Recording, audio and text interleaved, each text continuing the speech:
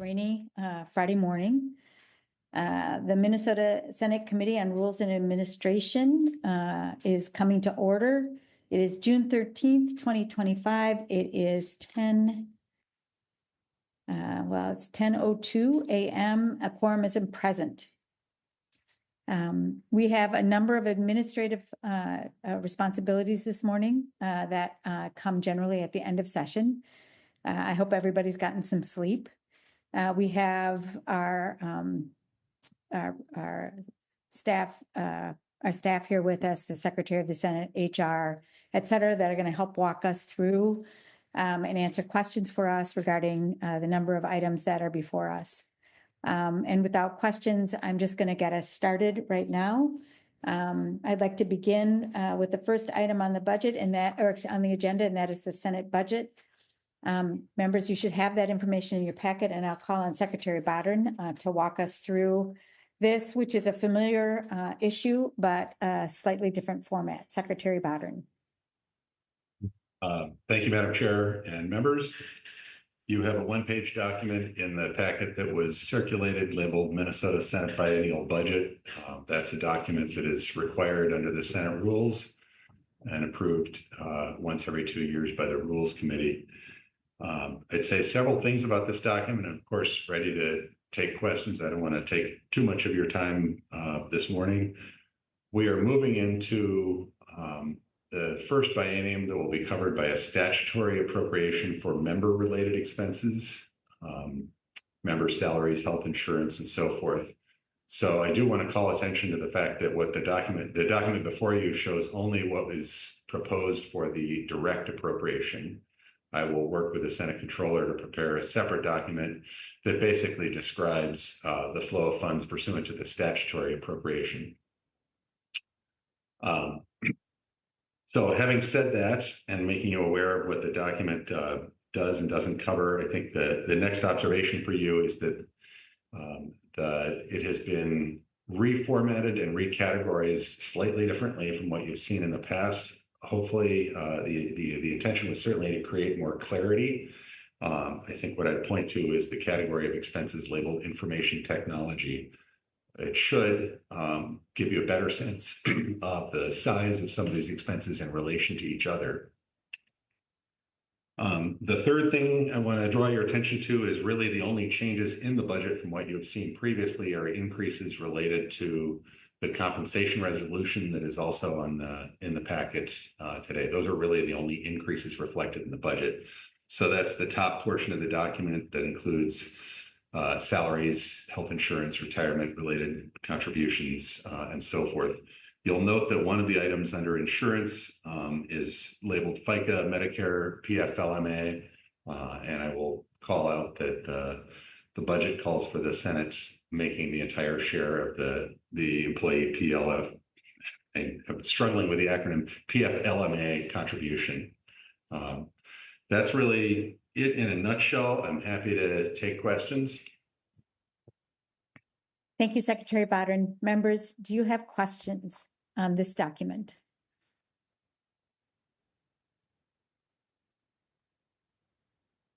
Senator Johnson.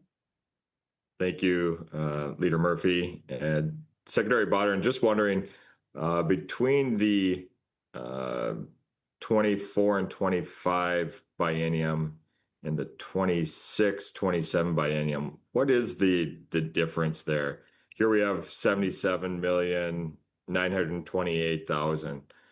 Do you remember what the total was for the previous? Yeah, Madam Chair and Senator Johnson, I'm sorry I don't have the previous year's appropriation. Really, what you look at here, the way the direct is also going to look different because member expenses have been moved to a statutory appropriation.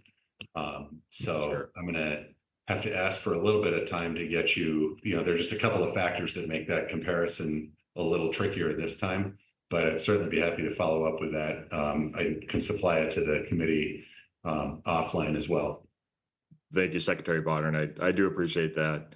One other piece on here that I just have a quick question on too. Thank you, the Chair. I appreciate that. The line with FICA and Medicare, that one is very familiar to us. It's been something that's been on there. or we have added that new line based on the legislation that was passed in 2023, the new acronym there, PFLMA. Do you know what that additional increase is for that piece alone? Madam Chair. Secretary Bottom. Senator Johnson, I'm going to phone a friend here. The Senate Controller, Betty Myers, is with us on the Zoom. If she has that breakout at her fingertips, that would be great. Otherwise, we're going to have to follow up with you on that as well. Sure. Ms. Myers. Madam Chair, Senator Johnson, I can again get that exact breakout to you, but it is 0.0088 of the salary lines number. Okay. Thank you, Madam Chair and Secretary Botter and Ms. Myers. Appreciate that. Thank you, Leader Johnson. Are there other questions? Seeing no other questions, then Senator Marty moves that the Committee on Rules and Administration adopt the Senate budget dated June 13th, 2025. Cameras on, please, if you can. Seeing no further questions, all those in favor, please say aye. Aye. And those opposed say no. Madam Chair, I think when we're on Zoom, you have to have a roll call.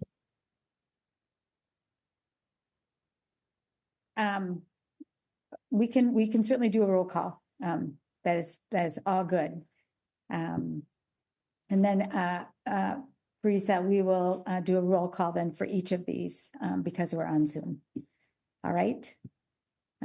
So when you're ready and when you begin with me, Teresa, is everybody clear on the motion? Okay. The clerk will take the roll. Senator Murphy, how do you vote? Aye. Senator Champion? Aye. Senator Coleman? Aye. Senator Frantz? Aye. Senator Johnson? Aye. Senator Limmer? Aye. Senator Marty? Aye. Senator Miller? Aye. Senator Pappas? Aye. And Senator Rest. Aye. There being 10 ayes and no nays, the motion is adopted. Senator Champion. Madam Chair, can we just get that clarified? Because I'm not certain if we're on Zoom that we have to do a roll call. So could Senate Counsel clarify that for us, please? Certainly, Senator Champion. And Senator Murphy, I brought that up because I know in our committees, if we have anybody participating remotely, they have to have their video on, and there has to be, for those folks, they have to, vote by saying aye. Right. Yeah.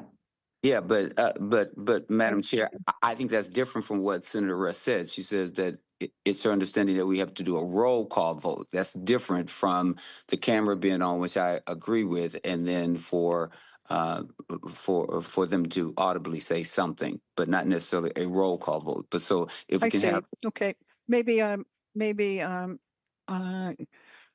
Senate Counsel can clarify that. Ms. Dangle. Thank you, Madam Chair. Yes, typically when we're in a hybrid situation, roll calls are used to avoid issues where there's a division and then people who are voting remotely can't participate in a division. But in a situation like this where everybody's participating remotely, voice votes are appropriate unless somebody would prefer to have a roll call. Okay, thanks. Thanks, Ms. Dangle. So members, if you desire a roll call, please request it. Otherwise, we'll proceed to voice votes through this administrative work. Thank you for that clarification and for the question, Senator Rest. It's important. Yep. The next item on our agenda is the Senate employee roster. This is something we post every year. We share publicly. Mr. Bodden, do you have anything to share here, or Mr. Hoff? Madam Chair, really very little to say about the roster, which largely speaks for itself. Draw your attention to the fact that it's dated June 6th. We try to be as careful as possible in reviewing the many names that are on the roster, making sure we have spelling and other information correct. So that's why it's dated June 6th. It just takes time to make sure everything is correct. What you see on the roster does not reflect the changes that are included in the compensation resolution. Just clarifying that. Otherwise, it's in the format that's been presented to the Rules Committee for many years. Thank you, Secretary Bodden. Members, do you have questions? All right, then, seeing no questions, Senator Rest moves to approve the Senate employee roster dated June 6th, 2025. That's Seeing- my motion. Thank you, Senator Rest. Seeing no questions, all those in favor, please say aye. Aye. Aye. And those opposed say no. And that motion is adopted. Thank you, members. The next issue on our agenda today is the committee resolution on compensation. As Secretary Bodden mentioned, this is a forward-facing motion. So how we're going to compensate our staff moving forward. This has been through the Management Advisory Committee, the MAC. Secretary Bodden, do you have anything to add regarding this? Thank you, Madam Chair. I'll draw your attention to a couple of items. First, as the chair did say, this is the product of recommendations from the Management Advisory Committee, and just refreshing your memory that that committee includes me, the Director of Senate Counsel, the Director of Human Resources, and both Chiefs of Staff. So, and we strive for a consensus, and the group agreed to recommend these changes. The salary increases include a 3.5% across the board increase for all Senate employees. And then also a merit plan that has a 2% salary base that's established as of today. You have a draft copy of the merit plan and the materials that have been circulated to you. That plan will be finalized and posted on the HR website. It's structured very much, practically identical to what has been used for the past few years. So that should be familiar to employees. The other items to draw your attention to, just working briefly through the resolution on page 2, would be the comp time and vacation cash out feature. This has been very popular with employees and is one means of dealing with really a lot of comp time that's been accumulated particularly at the end of this session and the special session. That allows employees to exchange up to 40 hours of comp or vacation time for cash. And then the deferred compensation program, which is under beginning on line 2.16, again, structured as that has been in the past, the choice of either a $1,150 match or exchanging 50 hours of vacation or comp time or a contribution to employee deferred compensation plans. And then I'll also note that you'll see the continuation of the technology and communication stipend in the amount of $50 a month per employee. I do want to add here my gratitude in these challenging budget times. I'm really pleased the legislature found a way to arrive at some salary increases that will do a lot for the Senate. And one of the things I really have to call attention to is the work in the past few years that greatly improved our competitiveness, our ability to retain employees. And I feel like what you have here preserves that. Very, very appreciative of that. And I know employees are as well. So I just want to extend that gratitude to the committee. Thank you, Secretary Bodden. Members, do you have questions? All right, seeing no questions. Senator Rest moves to adopt the committee resolution 17 related to employee compensation. Seeing no questions, all those in favor, please say aye. Aye. And those opposed say no. And that motion is adopted. Thank you. Next, we will move to the issue of comp time and the accrual of comp time. Again, this is something that we take up, I think, every year or nearly every year to make sure that our staff who put in extraordinary hours during a session, especially a budget session, are able to use those hours. This has also been through the Management Advisory Committee, and I would turn to Secretary Bodden if he has comments. Well, and just referring to the policy change itself, it's pretty much self-explanatory, but you'll see the document that changes Senate Policy 2.40. What this would do would be to increase the cap on comp time that can be accrued from 220 to 260 hours, basically in budget years, and it'll retain the cap of 220 hours in non-budget years. This year, the Senate timesheet system allows us to track the amount of hours recorded over and above the cap. And I can say that due to the activity at the end of the session, and in particular, the work leading up to the special session, we really observed a noticeable uptick in the amount of hours accumulated over the cap. So the Management Advisory Committee met and decided to recommend this approach as the best method for dealing with that. Would certainly appreciate your support.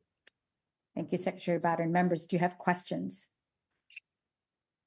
Senator Marty. Madam Chair, no questions, but want to speak to it. I very much appreciate this change. I think that 2 years ago, in the very long hours, we did a one-time increase for that year, I believe, to 300 hours.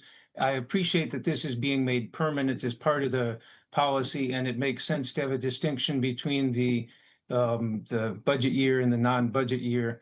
And so I think this is a good change, and I appreciate your support for this. Thank you, Senator Marty. I do know that many of the people who work with us have hit their cap, have hit the limit. And I think it is important to recognize what they are doing on behalf of the state of Minnesota. And this is one way to do that work. Any other questions or comments, members, before we make this motion?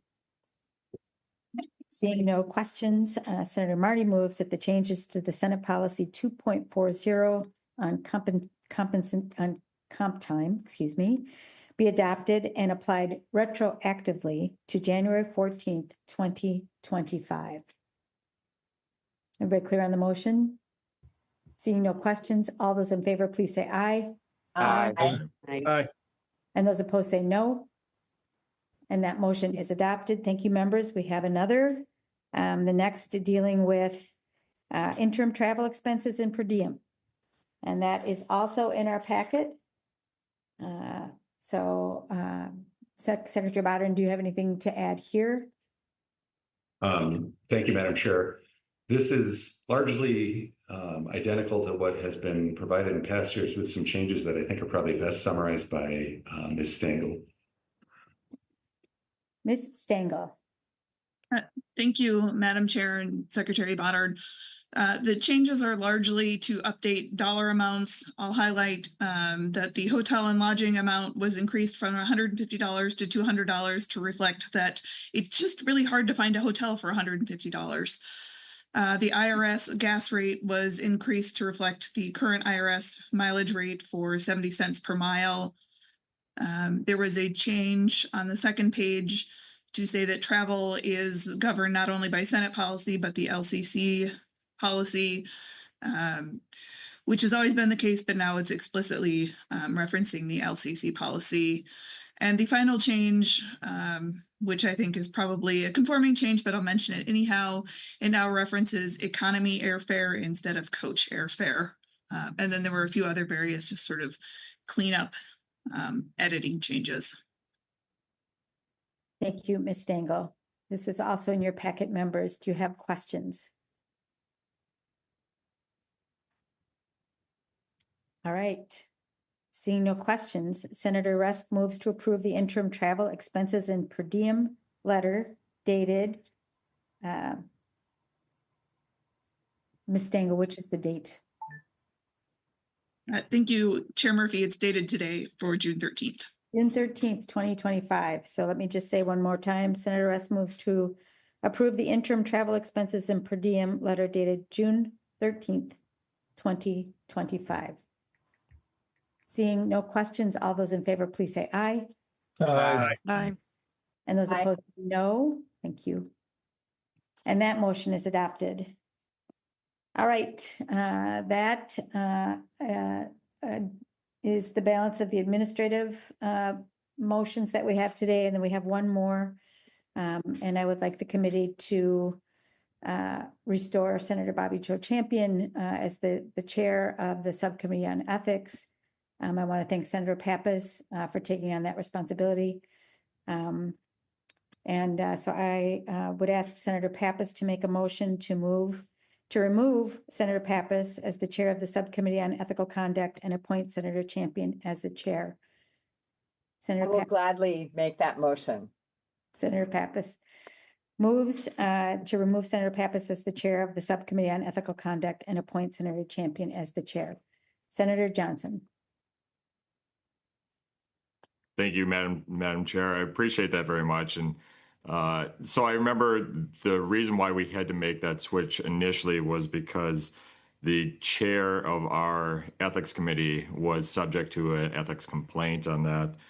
And so before we make this move, I'm just had a couple of questions. I was wondering, Madam Chair, if I could ask Senator Champion just a couple of things before we move forward with this. Yes, I think, Sure. but let me begin by saying the committee placed Senator Pappas in the role of chair on the committee of the Subcommittee on Ethics because Senator Champion asked to be removed and to make a presentation to the committee himself. So I want to be really clear about why Senator Champion was removed. It was at his request and his action. And now we want to replace him in that spot. Senator Johnson, your questions. Thank you, Senator Murphy. I appreciate the clarification on that as well, too. So this was underlying issue was being the subject of a ethics complaint, and Senator Champion, I'm just wondering how many ethics complaints have you been the subject of over your tenure here at the Senate? Thank you. Thank you, Madam Chair, and thank you, Senator Johnson, for that question. So just so that we're clear that I wasn't, so as Senator Murphy indicated, I made the request in this instance in order to step down, in order to make sure that my advisory opinion could be done in an orderly fashion. And also I requested for that to be done public so that there was transparency. To your question, this was the second one where and then subsequent, as you know, after I did the advisory request, and there was the ethics complaint that was done or at least submitted after. So if I count both, it would be 2. Senator Johnson. Thank you, Madam Chair. And that's for the tenure of your career here at the State Senate? Senator. Madam Chair, yes, because one was 10 or 11 years ago, and then it was the most recent. Okay. Senator Johnson. Thank you, Madam Chair. And so I was aware, I thought it was 3 of them, but if it's just 2 of them, I understand. So how many of those ethics complaints were you cleared of the allegation on, Senator Champion? And Madam Chair, and if I understand cleared, there was no finding in either. So, Johnson. Madam Chair, thank you very much. And so my point on this is, and you know, for the institution's sake, you know, doing this maneuver today and putting Senator Champion, who you know is I know he does a good job up there as president, but for the image of the Senate institution itself, where we've got somebody who's been subject of multiple ethics complaints, and although not cleared, there hasn't been any action taken within the committee itself. I'm a little bit concerned on the image that portrays out to the public going forward if the lead on our ethics committee has been the subject of that. And so for me, I'm very hesitant to make this maneuver. I think Senator Pappas has done a fine job with that ethics committee and should remain at that post. So that's my only comment and question I have today. So thank you, Madam Chair. You're welcome, Mark Johnson. Senator Frantz. Thank you, Madam Chair. Thank you, members. On this topic, I would offer this perspective. I'd be more concerned about the signal it would send if we did not return Senator Champion to chair the Subcommittee on Ethics. I think he's done an outstanding job, and the implication would be that there is some reason to not return him. I don't find grounds for that in the subject that we're talking about here. In fact, I think I'm looking forward to having him return to that post. It's always sent a signal that our ethical rules will be enforced at the highest level, and for that reason, I'd be inclined to support the idea that Senator Champion returns. I might add, Senator Pappas, as the acting chair of the Subcommittee on Ethics, seems to think it's a good move. And few senators in this body have the interest of the Senate and its ethical standards in any higher regard than Senator Sandy Pappas. So thank you, Madam Chair, and thank you, members. Thank you, Senator Frantz. Are there other questions? Seeing no further questions. Chair. Senator Rest. We can't hear you, Senator Rest.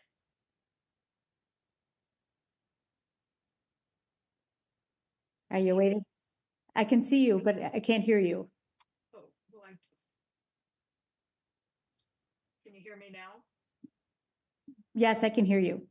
I would just, I think it would be advisable to have a roll call. Madam Chair, I think Senator Rest's microphone needs to come down. Can you hear me now? Yeah, there you go. I think out of respect for all of us, it would be advisable on this motion to have a roll call. All right. Senator Pappas moves to remove Senator Pappas as the chair of the Subcommittee on Ethical Conduct and appoint Senator Champion as the chair.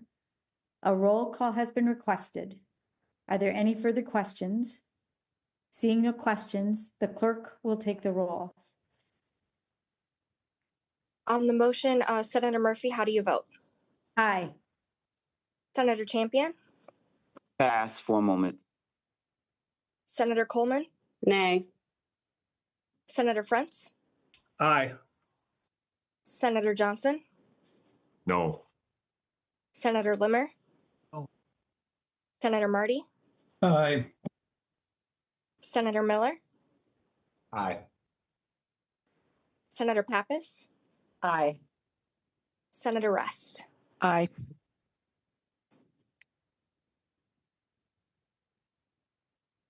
Would you like to call on Senator Champion one more time? Senator Champion? Aye. Thank you. There being 7 ayes and 3 noes, the motion is adopted. Members, is there any other business you want to bring before us today? Senator Frantz. Thank you, Madam Chair, and thank you, members. Just briefly, back to the question of the outstanding staff in the Senate. A friend of mine once said his father told him a job is about more than a paycheck. And thousands of years ago when I joined the Senate, Mr. Botter and Ms. Stengel were staff members who impressed me back then. I think we have to not only say thanks for the work that's been done all these years, but looking forward to more. That is my long-winded way, Madam Chair, of saying that the compensation is only part of our appreciation and hoping that recruitment and retention stay strong. If we keep getting people of the quality that we've been getting, the Senate will be well served for a long time. Thanks, Madam Chair, and thanks to our staff. Thank you, Senator Frantz. It is important to say it out loud. It's important to say it interpersonally. It's important to share our gratitude. All right, then. No further business before us. This meeting is adjourned. Have a good Friday, everyone. Thank you.